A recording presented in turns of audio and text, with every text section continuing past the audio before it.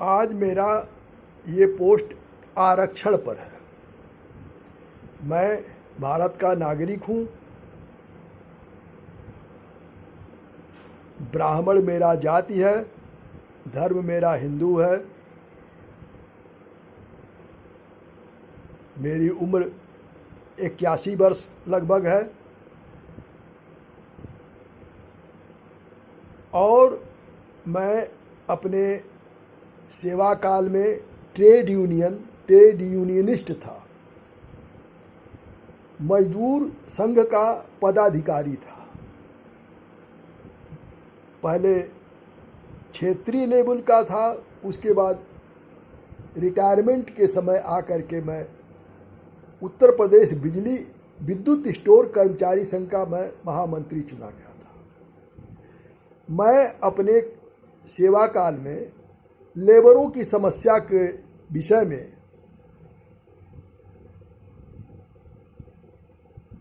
ये industrial dispute act को पढ़ा, उससे संबंधित अन्य कानून को पढ़ा।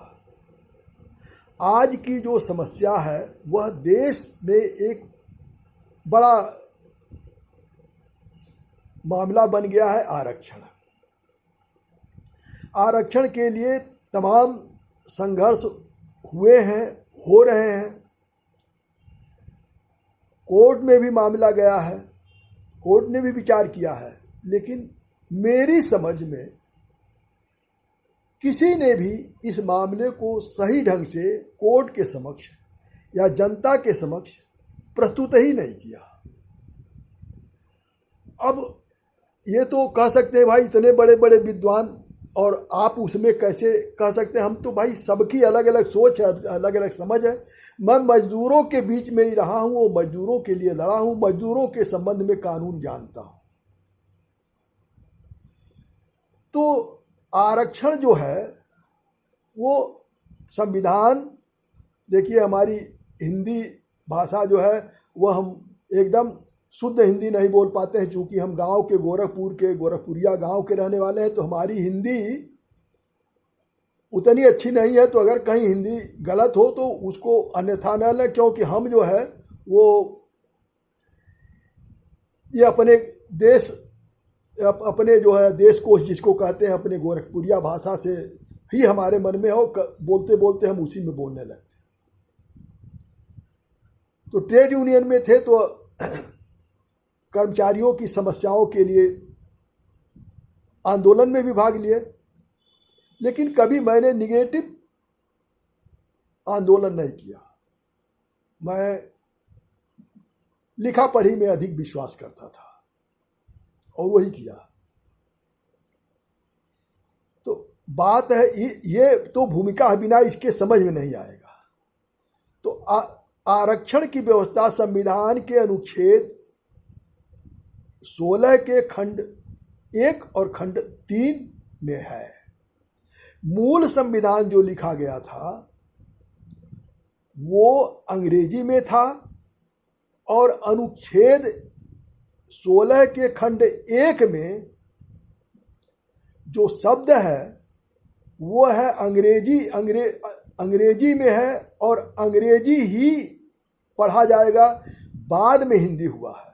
तो मैं पहले यही स्पष्ट करना चाहता हूं कि अंग्रेजी का हिंदी ट्रांसलेशन पूरा हो ही नहीं सकता है। अब मैं कितना भी अंग्रेजी का बड़ा जानकार हो, मैं उसको चैलेंज के साथ कहता हूं। एक ट्रांसलेशन है गोरखपुरिया बोली में, पर्वतिया चिपरी पाथतिया। पर्वतिया चिपरी पाथतिया, इसका अंग्रेजी अनुवाद हो तो जाएगा, लेकिन जिस भाव से जो हमारे दिमाग में आएगा पर्वतिया चिपरी पाथतिया, वो अंग्रेजी पढ़ के अंग्रेजी के ट्रांसलेशन से जो है वह नहीं आएगा, क्योंकि इसमें शब्द भी है और शब्द के साथ एक्शन भी है। पाथतिया इस शब्द में बहुत कुछ छिपा हुआ है। तो ये हम यहाँ कहना चाहते हैं कि अगर सिर्फ एक शब्द पर जो मैं बताने जा रहा हूँ वह एक शब्द पर अगर ये जो आरक्षण के लिए लड़ाई लड़ने वाले हैं, आरक्षण के लिए आंदोलन करने वाले लोग हैं, एक शब्द पर अगर ध्यान दें तो मैं समझता हूं कि हो सकता है सब कुछ बदल जाए। क्योंकि जो मैंने पढ़ा है वो आज तक उस शब्द की व्याख्या ही नहीं हुआ ठीक से।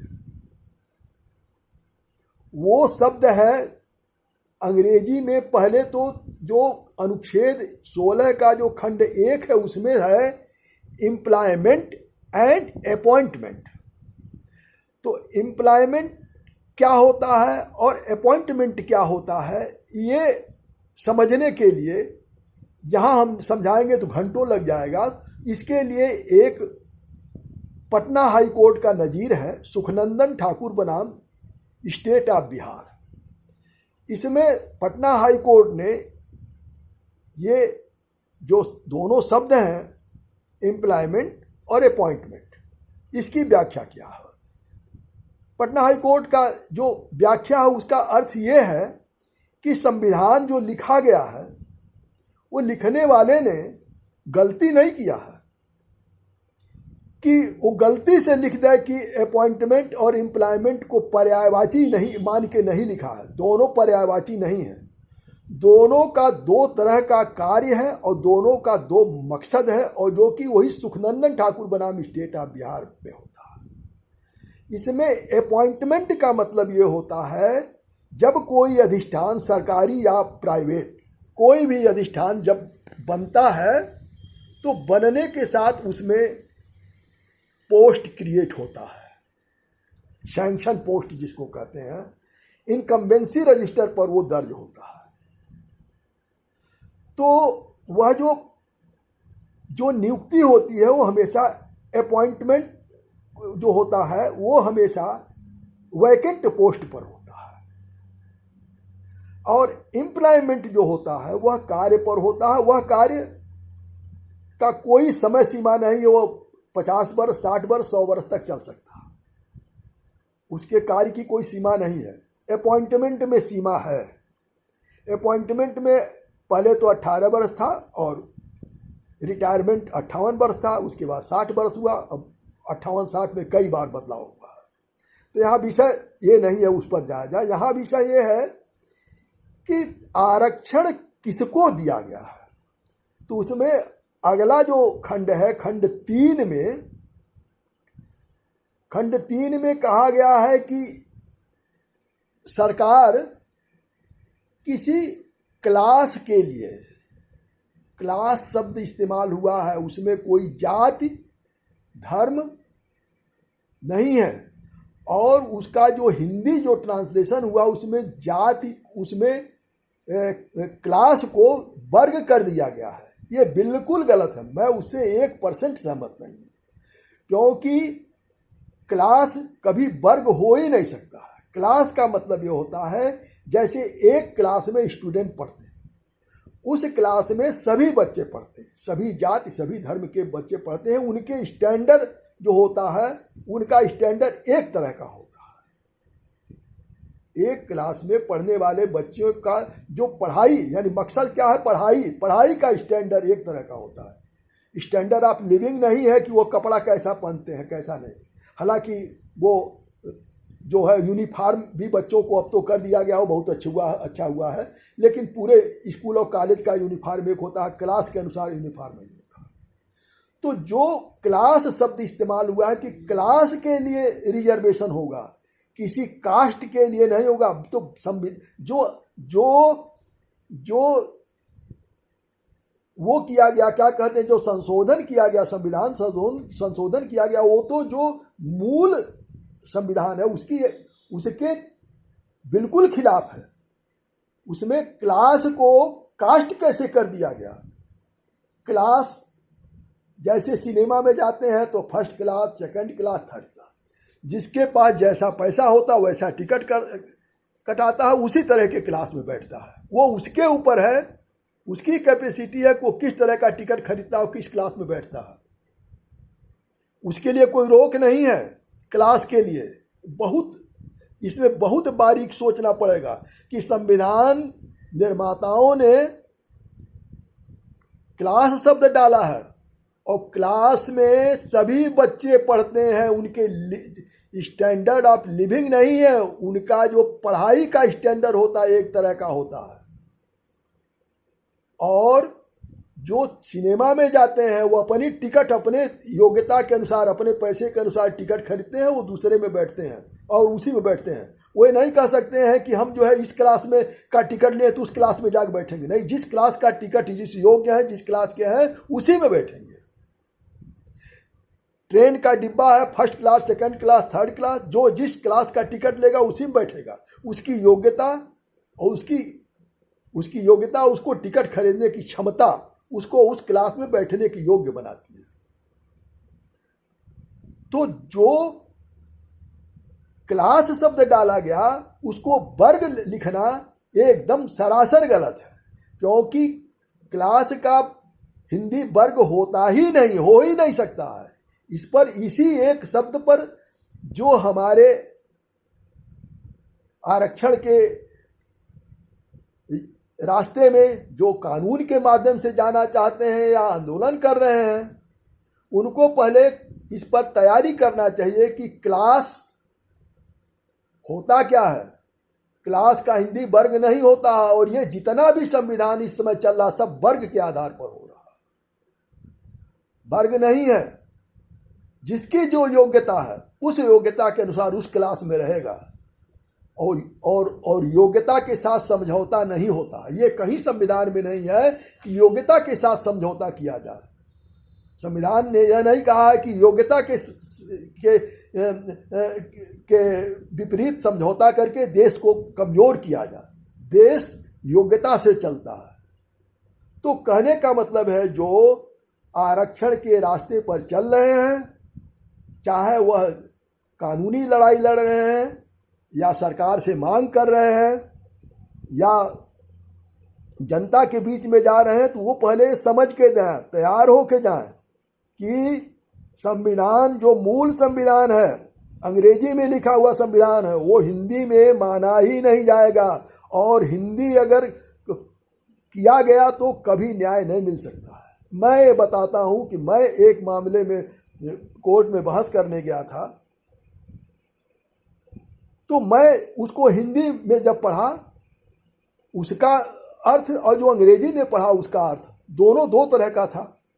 अगर मैं हिंदी में बहस करता तो मैं फेल हो जाता, लेकिन जब मैं अंग्रेजी में जाकर के बहस किया तो मैं उसमें मेरे पक्ष में फैसला हुआ, मैं पास हो गया।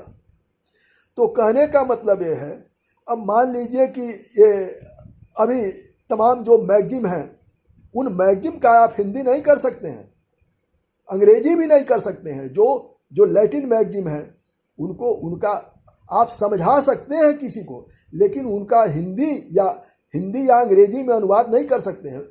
जो लैटिन मैगजीन है न तो उसका हिंदी हो सकता है न तो अंग्रेजी हो सकता है, उसकी व्याख्या हो सकता है। उसी तरीके से क्लास क्लियर शब्द है, क्लास एकदम क्लियर है, उसमें कुछ भी लाग लपेट नहीं है। और क्लास का हिंदी वर्ग नहीं होता है। क्लास का मतलब ये होता है जैसे first class, second class, third class, और जैसे क्लास में स्टूडेंट बैठते हैं पढ़ने के लिए, इसी पर विचार करके, इसको तैयार करके आप कोर्ट में जाइए, इसको तैयार करके आप जनता के बीच में जाइए, इसको तैयार करके आप अपनी बात रखिए। ये मेरा अपना ज्ञान है, मेरी जिंदगी भर का जो मैंने किताब पढ़ा है उसका निचोड़ है कि संविधान में जो क्लास लिखा हुआ है वो क्लास के आधार पर पढ़िए, वर्ग के आधार पर मत पढ़िए। और ये समझ के चलिए कि कानून में कोई शब्द पर्यायवाची नहीं होता। कानून में हर शब्द का अलग अर्थ होता है। अगर जल है और पानी है तो जल और पानी को एक नहीं कहा जा सकता है। पानी तो समुद्र का भी होता है, पानी गड़ही का भी होता है, पानी कुआं का भी होता है, पानी वो आरओ का भी होता है। और जल जो होता है, जल तब शब्द प्रयोग करते हैं जो हम पूजा के लिए ले जाते हैं। जल जो सबसे अलग है उसका मतलब। जल और पानी को एक नहीं कह सकते। उसी तरीके से बहुत नहीं समझाएंगे, बहुत समझाएंगे तब तो बहुत हो जाए, लेकिन जल और पानी एक नहीं है, इसको समझिए। उसी तरीके से क्लास और वर्ग एक नहीं है, कतई नहीं है।